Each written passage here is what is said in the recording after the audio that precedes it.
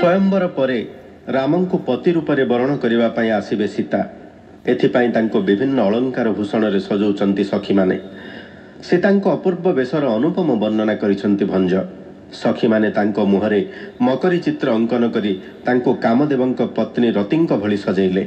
कंदर्प रथरे मकर चिह्नित पताका थाए। आखिरे कज्ज्वल देबारु मने हेला सते जेपरि माछ धरिबा बंशीर डोर लंबी जाइछि। आखिपता रूपक कला पेड़ीरू धैर्य विनाशकारी कला साप कानरूपी गातरे पशिबाकु जाउछि। गलारे सखी माने चापसरी नामक मोतीमाला पिंधाइले। मने हेला कंठरूपी पारा मोती को चाउल मने करी ताकु खाइबा पाई जाई मालारूपी पासरे बंदी होई जाइछि। शंख भली कंठरे बहु माला शोभित होई ताकु अधिक सुंदर करिसन्ति। से तांको बाहुरे ताड़ प्रभृति अलंकार देबारु तांको बक्ष देशरु स्कंध पर्यंत बीणार शोभा धारण करिछि। पादरे बला और तुलाकोटी नामक नूपुर अलंकार देबारु मने हिछि कोटिए उपमा तांकर तुलनिया हेबे नाही। एहा परे सखी माने पादरे अलता पिंधेइछन्ति। से तांको पादर रक्तवर्ण सते जेपरि अलता सहित मिसी जाइछि। पादर रंग और अलतार भेद बारी होई नाही। बाउंस नळीरे थिबा सूक्ष्म साड़ी को सखी माने आनिछन्ति। रामंक वर्ण सहित साम्य थिबा नील साड़ी सीता पिंधिछन्ति। रामंक संगलाभ मनरे बसा बांधिछि सीतांकर। शुभ मुहूर्त को अपेक्षा करी सीतांको पान खुआइछन्ति सखी माने। पान खाई सीतांको रंग अधर अधिक रंग धारण करिछि। जेते अलंकार सीतांको देह को मंडिले सेमाने सीतांको सुंदर न करी सीतांको देहरे रही निजे सुंदर हिचन्ति। एठी शेष हिछि काव्यर दशम छांद।